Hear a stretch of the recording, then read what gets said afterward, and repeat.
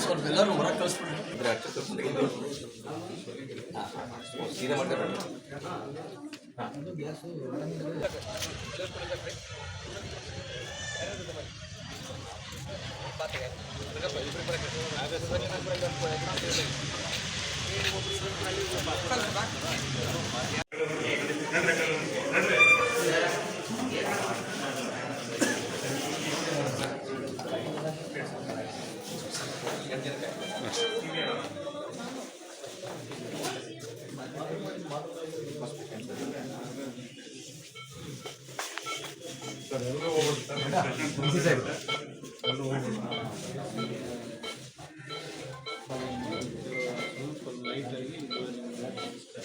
Very superficial but patient ಜಾಸ್ತಿ ಆಗುತ್ತೆ.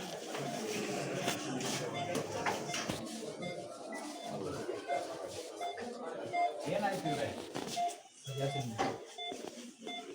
D C ಸಾಹೇಬ್ರು ಬೆಂಕಿ ಏನು ಹಚ್ಚಿಲ್ಲ ಸರ್. ಪಕ್ಕದ ಮನೆ ಬೇರೆಯವರು ಹೊರಗಡೆ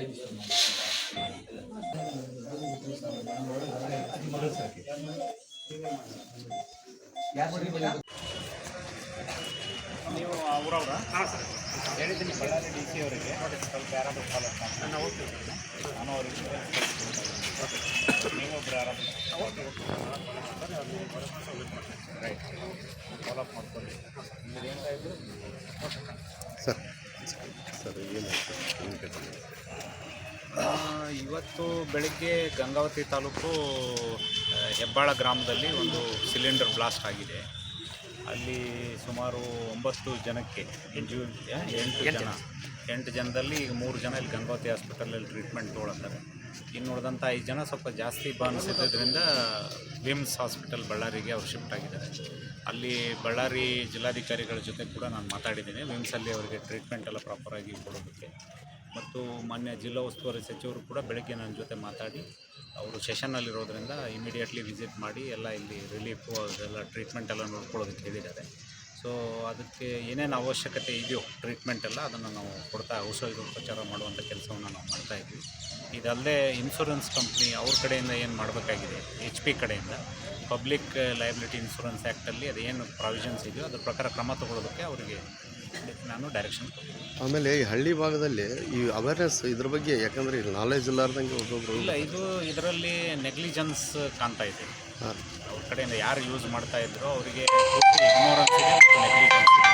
ಹಾಗಾಗಿ ಜಾಸ್ತಿ ಅವೇರ್ನೆಸ್ ಮೂಡಿಸೋದಕ್ಕೆ ಹೇಳ್ತೀನಿ. ಯಾಕಂದರೆ ಅದು ಲೀಕ್ ಆಗಬೇಕಾದ್ರೆ ವಯಸ್ಸಾರು ಲೀಕ್ ಆಗಿತ್ತು, ಹಾಗಾಗಿ ಒಂದರಿಂದ ಒಂದಾಗಿದೆ ಅಂತ ಈಗ ಅಲ್ಲಿ ಒಳಗಿದ್ದವ್ರು ಎಲ್ಲರ ಜೊತೆ ಮಾತಾಡಿದರೆ ಮೋಸ್ಟ್ ಆಫ್ ದೆಮ್ ಯಾರಿಗೂ ಕೂಡ ಏನಾಗಿದೆ ಅಂತ ಗೊತ್ತಿಲ್ಲ. ಎಲ್ಲರೂ ಹೇಳ್ತಾ ಇರೋದು ತೆಗೆದೇ ಇಟ್ಟಿದ್ರು ಮೇಲ್ಗಡೆದು ಅಂತಲೇ ಹೇಳ್ತಾ ಇದ್ದಾರೆ. ಹಾಗಾಗಿ ಅವರಿಗೆ ಬಹುಶಃ ಅದ್ರ ಬಗ್ಗೆ ಹೇಗೆ ಬಳಸಬೇಕನ್ನೋ ಅನುಭವ ಮತ್ತು ಜ್ಞಾನದ ಕೊರತೆ ಇದೆ. ಅದ್ರ ಬಗ್ಗೆ ಡಿಸ್ಟ್ರಿಬ್ಯೂಟರ್ಸಿಗೆ ಎಲ್ಲರಿಗೂ ಅವ್ರಿಗೆ ಕೊಡುವಾಗ ಒಂದು ಸ್ವಲ್ಪ ತಿಳುವಳಿಕೆ ಕೊಟ್ಟು ಕೊಡೋದಕ್ಕೆ ಏನಾದರೂ ಪರಿಹಾರ ಏನಾದರೂ ಅದೇ ಪಬ್ಲಿಕ್ ಲಯಬಿಲಿಟಿ ಇನ್ಶೂರೆನ್ಸ್ ಆ್ಯಕ್ಟ್ ಅಂತ ಬರ್ತದೆ. ಅದು every registered user is insured ಅಂತ ಇದೆ ಅದರಲ್ಲಿ. ಅದಕ್ಕೆ ಅವ್ರಿಗೆ ಕಂಪ್ನಿಯವ್ರಿಗೆ ಹೇಳಿದ್ದೀನಿ, HP ಕಂಪ್ನಿಯವರು ಅವ್ರು ಫರ್ದರ್ ಕ್ರಮ ತೊಗೋಬೇಕಾಗ್ತದೆ. ಇವತ್ತೇ ವಿಸಿಟ್ ಮಾಡೋಕ್ಕೆ ಹೇಳಿದ್ದೀನಿ ಅವರು. ಆಮೇಲೆ ಮನೆ ಬಿದ್ದಿದೆ, ಮನೆಗೆ ಏನರ ಅವಕಾಶ ಇಲ್ಲ ಇದನ್ನು. ಈ ಪಬ್ಲಿಕ್ ಲಯಬಿಲಿಟಿ ಇನ್ಶೂರೆನ್ಸ್ ಆ್ಯಕ್ಟಲ್ಲಿ ರಿಜಿಸ್ಟರ್ಡ್ ಆಗಿರೋ ಯಾರ್ಯಾರು ಇನ್ಶೂರ್ ಆಗಿದ್ದಾರೆ ಅವರಿಗೆ ಡೆತ್ ಆದಾಗ, ಇಂಜುರಿ ಆದಾಗ, ಪ್ರಾಪರ್ಟಿಗೆ ಏನು ಡ್ಯಾಮೇಜ್ ಆಗಿದೆ ಎಲ್ಲದಕ್ಕೂ ಪ್ರಾವಿಷನ್ಸ್ ಇದೆ. ಅದರ ಅಡಿಯಲ್ಲಿ ಕ್ರಮ ತೊಗೊಳೋದಕ್ಕೆ ಅವ್ರಿಗೆ ಹೇಳಿದ್ದೀನಿ. ಕೂಡಲೇ ಅವ್ರು ಕೆಲವೊಂದು ಕ್ರಮ ಹೋಗಬೇಕಾಗುತ್ತೆ, ಮಾಜರ್ ಮಾಡಬೇಕಾಗುತ್ತೆ.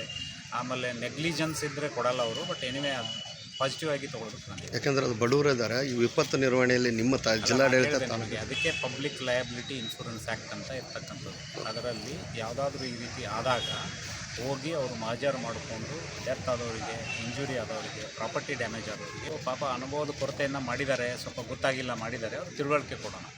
ಸುಮಾರು ಒಂದು ಎಲ್ಲ ಡಿಸ್ಟ್ರಿಬ್ಯೂಟರ್ಸ್ ಅದು ಮಾಡಿಸಿ ಫುಡ್ ಡಿಪಾರ್ಟ್ಮೆಂಟಿಂದ ಅವ್ರಿಗೆ ತಿಳುವಳಿಕೆ ಕೊಡೋ ಕೆಲಸ ಮಾಡ್ತೀವಿ.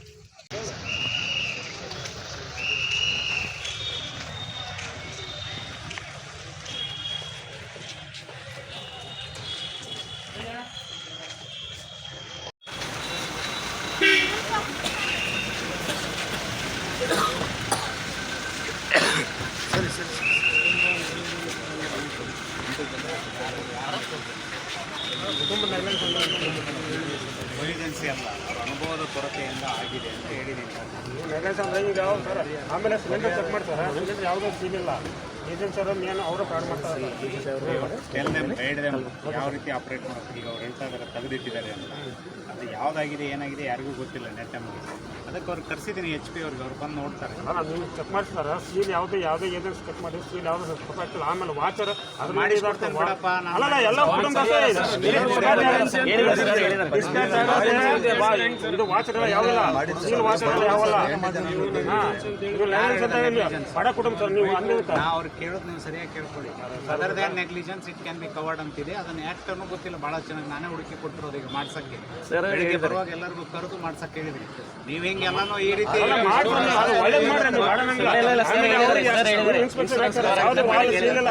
ಸರ್ ಒಂದೇಳ ನಿಮ್ದು ಯಾವ್ದು ಸೀಲ್ ಇಲ್ಲ, ಎಲ್ಲ ಓಪನ್ ಆಗ್ತದೆ ವಾಲ್, ಆಮೇಲೆ ಸೀಲ್ಗಳು ಓಪನ್ ಆಗ್ತದೆ.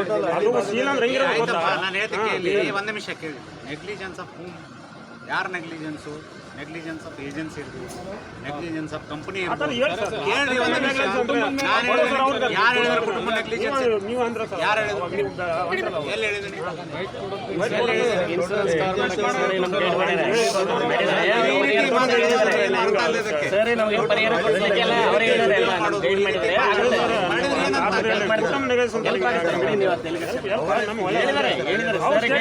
ರಿವರ್ಸ್ ಆದ್ರೆ ಏನ್ ಕಂಪನಿ ಕರೆಸಿ ಅವ್ರಿಗೆಲ್ಲ ಮಾತಾಡಿ ಬಂದು ನೋಡಿ ಅಂತ ಹೇಳಿದ್ದಾರೆ. ಅವ್ರಿಗೆ ಏನ್ ಹೇಳ್ತಾ ಇದೀವಿ, ಇದಕ್ಕೆ ರೀತಿ ಅವೇರ್ನೆಸ್ ಕ್ರಿಯೇಟ್ ಮಾಡಬೇಕು ಅಂತ ಹೇಳಿದೀನಿ. ಅವ್ರ ಮುಂದೆ ಹೇಳಿದ್ದೀನಲ್ವಾ? ನೀವೆಲ್ಲರೂ ಈ ರೀತಿ ಟ್ವಿಸ್ಟ್ ಮಾಡೋದಿದ್ರೆ ಮಾಡಿ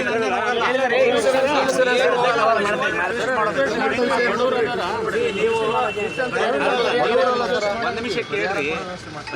ಅದಕ್ಕೆ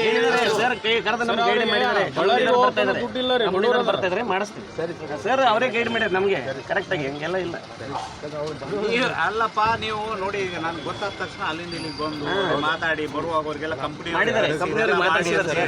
ಅದು ಬಿಟ್ಟು ನೀವು ಹೊಳ್ಳಿ ಸರ್ ನೆಗ್ಲಿಜೆನ್ಸ್ ಅಂದ್ರೆ ಅದನ್ನೇ ಇಟ್ಕೊಂಡು ಎಳಿಬೇಡಪ್ಪ. ಹೇಳಿದಾರೆ ಸರ್, ಹೇಳಿದಾರೆ ನಾವು ಪರಿಹಾರ ಕೊಡಿಸೋ ವ್ಯವಸ್ಥೆ ಮಾಡೋಕೆ ಹೇಳಿದರೆ ಮಾಡಿಸ್ತೀವಿ. HP ದವ್ರು ಬರ್ತಿದ್ದಾರೆ. ಎಲ್ಲದಕ್ಕೂ ಈ ರೀತಿ ನೀವು ಇದು ಮಾಡೋದಾದ್ರೆ ನಾವು ರೆಸ್ಪಾಂಡ್ ಮಾಡೋದು ಬಿಡ್ಬೇಕಾಗ್ತದೆ ಅಷ್ಟೇ. ನೀವು ಈ ರೀತಿ ನೆಗೆಟಿವ್ ತೊಗೊಂಡ್ರೆ ಎಲ್ಲ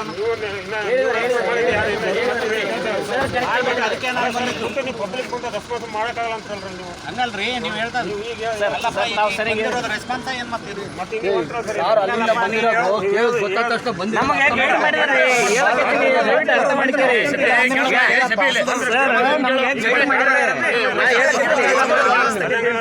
ಅಲ್ಲಲ್ಲಪ್ಪ, ಈಗ ನೀನು ಬಂದು ಅವ್ರಿಗೆ ಮಾತಾಡಿ ಅವ್ರಿಗೆ ತೋರಿಸಿ, ಇವನ್ SP ಅವ್ರಿಗೆ ಕರ್ಕೊಂಡ್ಬಂದು CO ಅವ್ರ ಪಾಪ ಅವರು ಬಂದು ಒಂದು ನಿಮಿಷ ಕೇಳಿ ಇಲ್ಲಿ ಯಾವ ರೀತಿ ಮಾಡ್ಬೇಕಂತ ಇಮಿಡಿಯೇಟ್ ಮಾತಾಡಿದ್ದಾರೆ.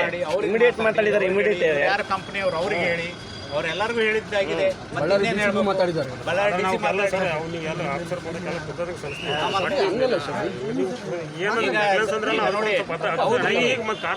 ಮತ್ತೆ ನೀವು ನಾವು ಬಂದದ ಕೃತಜ್ಞ ಇದು ಅಂದ್ರೆ ಏನು ಸರ್?